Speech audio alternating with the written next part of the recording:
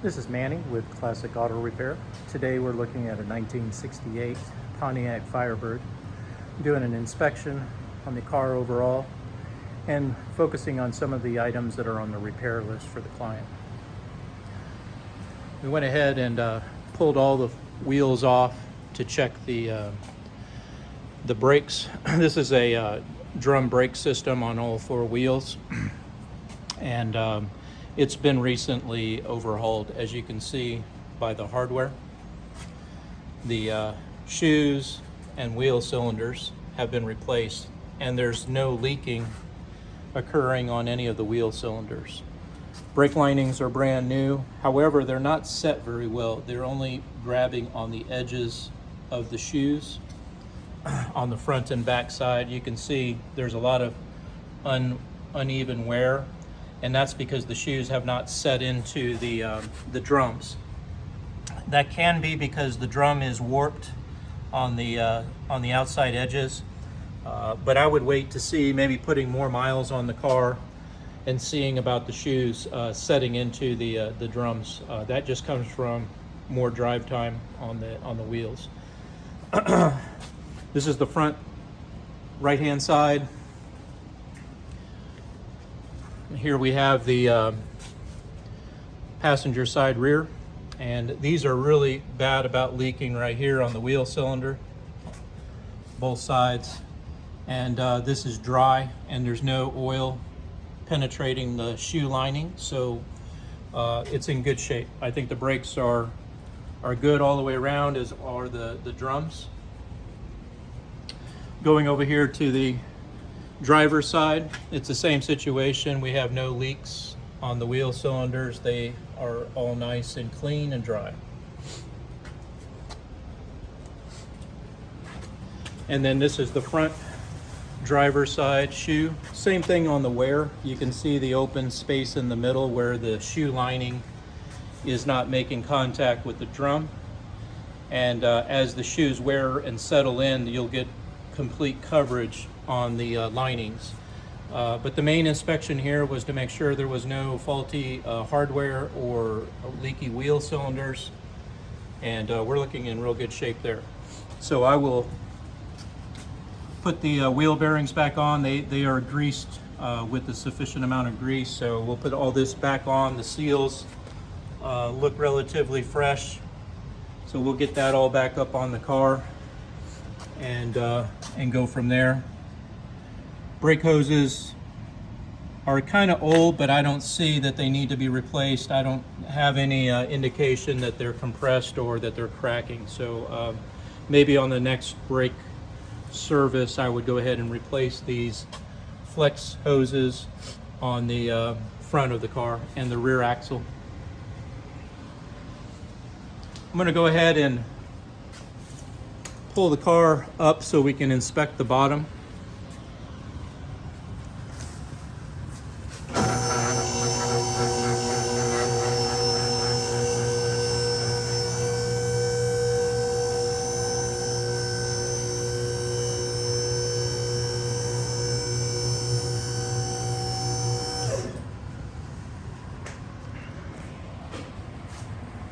All right. Now we're going to get onto the list of items that we have on the bottom of the car. Let me grab a flashlight over here. All right. So starting from the front of the car, a couple of items I would fix. I would get a metal bracket attaching this point here of the fan shroud to the front of the body. It's got some wiring here. This needs to be removed and fixed. There's a coolant leak, which is reason that there's fluid on the passenger side on the floor.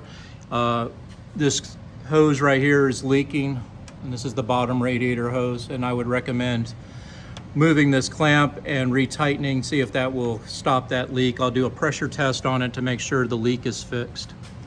While we're down here, this is your positive battery cable right here, and it's really close to your harmonic balance pulley. If it shorts the insulation, then you're going to short the electrical system, causing a fire. or some kind of major melting of the wiring. And this is the primary source of power to the entire vehicle. So we want to fix this, strap it correctly, and I recommend replacing this battery cable. It's a very old stock item, and we need to put some new terminals on there with better gauged battery cables so that there's maximum amperage carry through from the battery to the starter. The other end of this cable is connected up here at the starter. Let me go ahead and back off a little bit so you can see that. There we go. And this is your starter right here. And the other end of that cable is right here. And we'll go ahead and replace this whole cable, make sure that it's routed and wired correctly and safely. Same thing with these wires. These carry a load of power and they're really close to the exhaust manifold, which can melt. So I want to make sure that we route those correctly and that we don't have a problem there. The only engine oil leaks that I found is you have one right here in the center, and it goes all the way up to the back of the oil pan. And usually that's either the oil pan gasket on the bottom or the rear main seal inside. That's the back of the crankshaft seal. Very common leak, expensive to repair because normally you have to pull the transmission apart from the engine. You can do some of the engines where you can slip the rear main seal in. However, I wouldn't worry about this. It's a very small leak right now.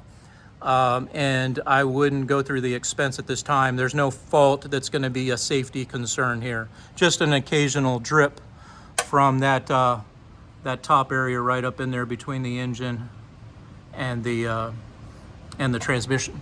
The main oil leak on this right-hand side here is a combination of a couple of things. You've got transmission cooler lines here that need to be tightened and or repaired. And then this one right here on the bottom of the oil filter is because of the sending unit here is not tight and it does not have Teflon sealer on it. So I would remove this sending unit. This is your oil pressure sending unit. I'd remove that part, put some Teflon on there and tighten it back up, see if that prevents the leak that's dripping down. Now that leak could be the primary leak you see on the floor. It may not be these couplers, but I won't know until I get it all taken apart there and see what happens. On the transmission, you can see a lot of red fluid on the bolts. That's a pan gasket leak. I recommend servicing the transmission, putting a new filter on it, and then putting a new pan gasket seal, and that should help with these leaks. You're not going to prevent them all, but you can definitely slow them up. And I do recommend driving the car at least once a week around the block to keep these seals moist so they don't crack and cause further deterioration. They got to be lubricated with the oil, and sometimes that requires the engine to be running, the transmission to be turning so that the fluid hits those rubber parts. The other leak on the transmission is right here. This is your speedometer cable housing. This is what drives your speedometer to know how fast you're going. There's a rubber seal right in here, and there's one inside of this housing right here in the cable. You replace both of those, and that will also dry it up. I don't see the rear tail shaft leak here. This is real common to leak. You have to pull the drive shaft off and replace, but I don't see any drips on the bottom here, so I wouldn't say that this is faulted. I would think it's the speedometer gear right now.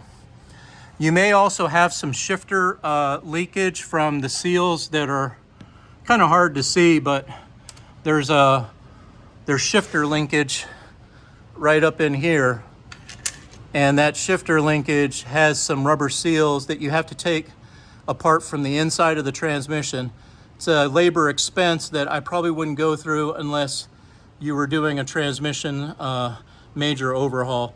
I think you'll be okay. And we should be able to lessen a lot of these leaks that are on the bottom of the oil pan, or excuse me, transmission pan, by fixing that seal. I went around the top of the bottom of the engine block, and I don't see any oil dripping from the top to the bottom. So that means your valve cover gaskets are in good shape. They're sealing the way they should. Otherwise, this oil pan would be covered in oil, and it's not the case with this one.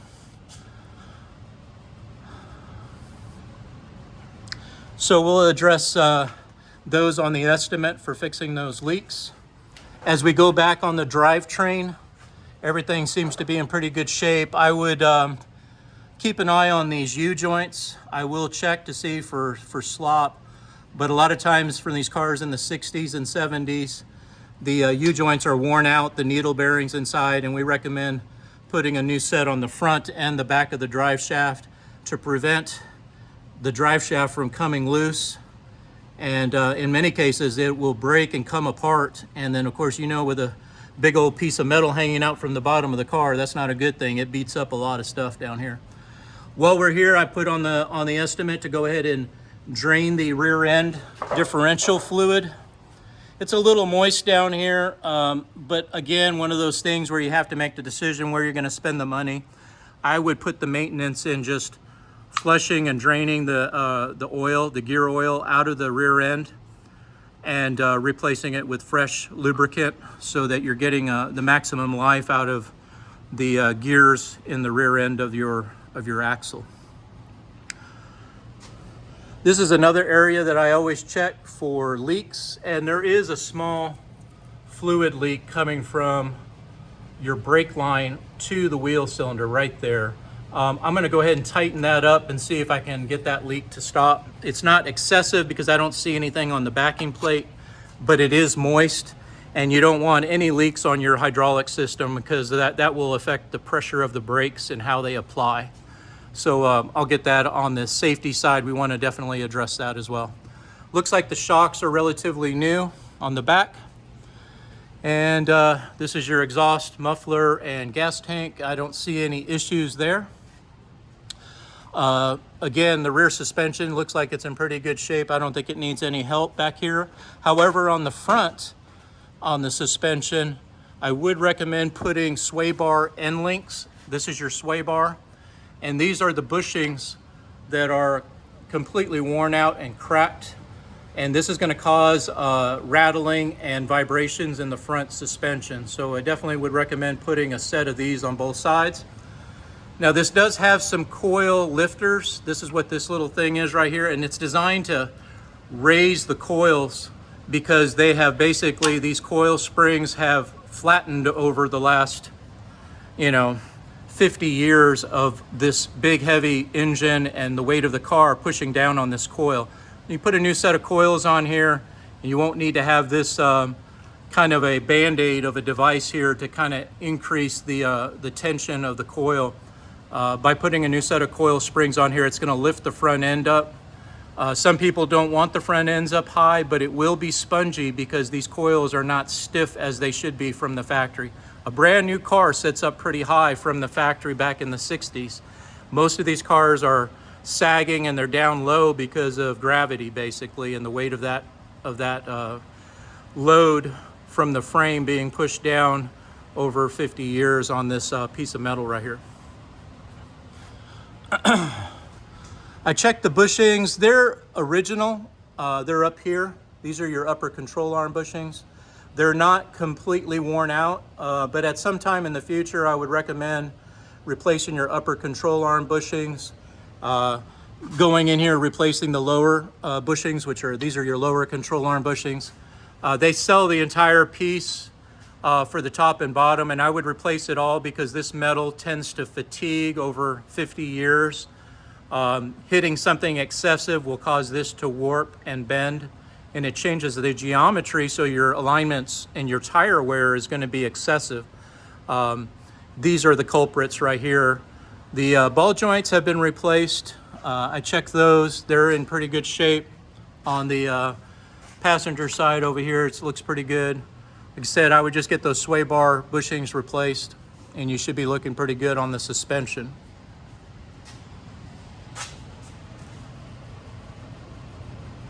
Looking at my repair list, the other item I had on here, this front frame rail right here stops right here. This is the way they designed these particular years of cars. It has what's called a subframe. The body of the car does not have a frame on it. Only the front section that connects to the engine has a shortened half frame right here, and it stops. Well, the problem here is this right here. You've got a loose bolt that holds the front engine to the rest of the body of the car. There's supposed to be a rubber bushing back here, and it's not on there. Over here, you can see that there's a bushing. It's kind of squashed, so I would recommend replacing both of these and replacing the bushing so that you increase the stiffness of the frame. You going down the road without this bushing, you're going to hear a thumping noise when you hit bumps and things, because this is going to move with the weight of the car. Right now we're suspended in the air, so there's no pressure on this bolt, but when you let it down and you put the weight on the tires, this is going to go all the way to the bottom, and it's going to create a gap and a rattle every time the car moves around. That would be a safety item, and I definitely would recommend addressing that on this visit so that this front end of the car doesn't come apart from the back end of the car.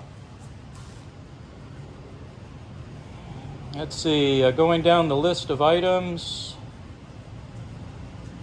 I believe I've taken care of everything or addressed everything on the list that's underneath the car. I'm going to go now, drop the car down, and we will look at the top of the car. Now, I did a safety test on the car, which is what they do when you get a state inspection. They go through the functionality of the brake lights, headlights, turn signals, park lights, wipers, horn, and basically those safety items we cover here while it's in the shop to make sure everything is in working order, so that when you're on the road, you know that everything is in good shape. And it did pass the safety inspection. I looked at my items on the list, and let me see what I've got here. Looks like headlights, park lights, license plate light, turn signals, brake lights, wipers, horn, and the tread wear on the tires is all okay. Haven't been able to test the braking performance or the steering because we had hail today and rain, so I wasn't able to get the car out on the road, but I will before we bring the car back to the customer. We'll want to make sure that we take a look at how the systems perform on the road. All right, underneath the hood, one of the items here is the wiring and the cables for the positive and negative. I recommend that we replace these terminal posts. They're old, and as I said, I had a concern about that cable rubbing on the harmonic balance down here for the positive side cable, which is this one. It has electrical tape on it and a bunch of weird connections that I would repair and fix. Make sure that everything is insulated and protected correctly. And then I would replace this ground negative cable right here up to the battery as well. These are your primary connections, and you want those performing optimally on the vehicle. I recommend a tune-up on this engine, replacing spark plugs. I recommend putting a new rotor and contact points on the distributor. The distributor wires look in good shape. They look like they've been replaced recently, so I won't put that on the list. Put a new fuel filter in this to make sure that any contaminants are removed from the fuel before they get to the carburetor, and that there's no excessive restriction preventing fuel from getting to the carburetor. I went over and checked vacuum lines to make sure there was no cracked hoses. Everything seems to be in good shape on the vacuum system. On this side, we have house wiring, copper single core wires, and we want to replace these things that are just floating around waiting to get caught in the hood hinge. We want to strap this all down and cover it in electrical tape so that it's insulated and protected against the heat of the exhaust pipes. We want to remove these quick tie connectors. Are not supposed to be used on vehicles. They make an actual connector that I use, and then I cover it in heat shrink so that water doesn't enter this connection and cause corrosion and poor current travel on the wire itself, which will create heat and possibly a fire. These wirings here, we need to repair this. There's too many wires just kind of floating around, waiting to get caught on something, and they're not insulated or protected. They're just kind of just floating around here. So I would get all this strapped down and taped up with the quality electrical tape, and then strapped to the body, and then run properly across to the alternator as it should be. So these wires here, let's clean these up as well.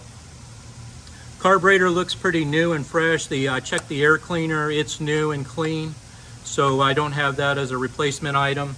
I checked your belts. They have no cracks or sign of wear, so I believe your belts are in good working order. I checked your power steering hoses. This is your return and pressure, and these look pretty original. I don't see any cracks on them. I will keep an eye on these. There's no leaks at this time, but this is a very high pressure system right here. This hose is notorious for bursting and leaking. And probably if we do any work on the steering system, replace a power steering pump, at that time I would replace both of these hoses that go to the gearbox. And that's just a nice preventative thing that you're going to want to take care of on this vehicle. These are the top of the upper control arm bushings that we talked about while we were under the car. And you can see some cracking occurring, but the bushing is still all intact and it's all there, so I'm not worried about it too much. But like I said, something to look at on the suspension if you ever wanted to get it tighter and get all the creaks out of it. Well, the bushings are what cause a lot of those problems. Alternator looks like it's been replaced recently, so the charging system, we'll check it, but I believe it's in good working order. Looks like it's got a fuel pressure gauge added. We like to run these to tell us what the fuel pressure is on the this side of the carburetor to see how things are performing. Got a PCV valve down here that I want to replace. They get stuck and gummed up, and it causes excessive pressure in the engine, which makes your gaskets leak. So we'll definitely, during the tune-up, we'll replace that part. It's very inexpensive and definitely needed on these cars of the 60s and 70s. The cooling system is looking pretty good. It's got a new radiator. It does have a leak at the bottom hose, so I will recommend fixing that. I also would probably look at an overflow tank at some point. And what that does is right now this hose goes to the ground. And if you get an overheat condition sitting in traffic at a train, heavy traffic on 35, stop and go, this fan here doesn't turn very fast, but it does have an electric fan on it, and that will dramatically increase the cooling efficiency of this car. However, if the radiator does release pressure because of a hot condition, this coolant is just going to run to the ground and dump on the floor. I have a what's called a capture tank, an overflow capture, and it mounts up here in the front of the engine compartment, and this hose will run to that tank. That way you don't lose the coolant. It goes into the tank, and then when the radiator cools down, it will suck the fluid back up into the radiator, just like your late model cars. They all have reservoirs for your coolant. Back in the 60s and 70s, they didn't have that technology. So definitely something to upgrade on a daily driver type vehicle, or vehicle that you got air conditioning on them. You're definitely going to want to run that overflow tank. I checked the master cylinder for leaks. There was no indication inside at the brake pedal that there was leak from the seals. So I believe right now this is in good shape, but at one point I would replace this master cylinder right here with a new unit. This is pretty old. I can tell by the lid. It may be close to original looking at the way these lines are connected. I don't know. If it was replaced, it would have been 30 years ago. And this is a very important part of the braking system, an inexpensive part to replace. So at some point here, I would recommend a master cylinder when we're maybe doing the brake job the next time we do brakes. You want to go ahead and get that one replaced. Check the headlights, park lights, as I said on the safety test. Everything lit up the way it's supposed to. Turn signals work great. It's a really pretty blue. Don't know the color codes for this car yet, but I will do some research on it. But someone has painted the entire vehicle recently. It went all the way down to the door panels inside of there, so I think it's pretty fresh and pretty thorough as far as the incomplete paint on this car. You can see, usually I can tell the color differences by looking up in here, but I don't see anything. I did put on the list replacing these kick panel speakers. There's one missing on the passenger side, so I put on there putting a set. Still has the a very like 70s, 80s stereo in there, but it does work. So unless the customer wants to go through the expense of upgrading this to a Bluetooth streaming where your phone can provide music to the stereo, or you can receive phone calls through your stereo system, just like on your late model cars, we can look at maybe upgrading the stereo system. But for right now, I want to fill that hole over there and get stereo sound on this system right now. The stereo does work. There's some wiring down here, nothing critical, but you do have some wires just hanging down on the floor mat right here that probably was connected to something on the fuse block. So something that we probably wanted to address, or at least get that cinched up so that it's just not hanging there. I checked the wipers. They are working well. Motor turns on. I didn't have any washer. There's no fluid in it, and I don't believe the washer motor is working at this time.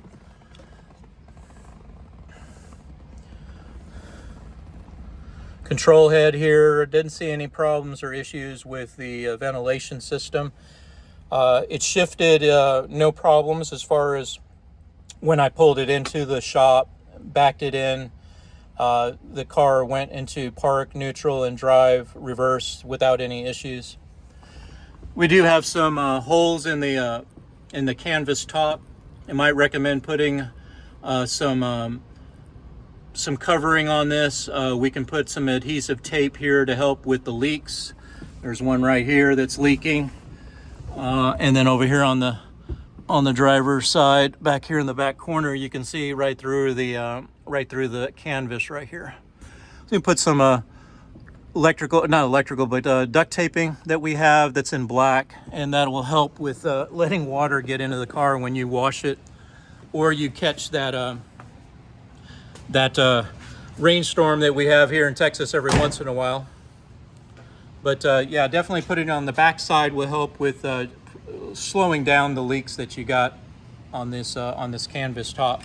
We can also look at replacing this top. I do have an upholstery company that's on standby for me to do upholstery, interiors.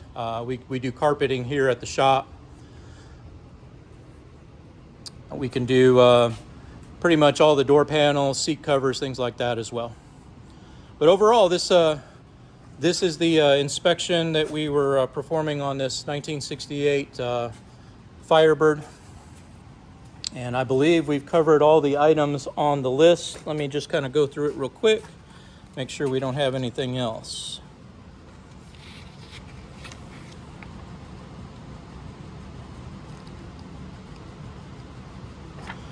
That's going to do it for this inspection at Classic Auto Repair.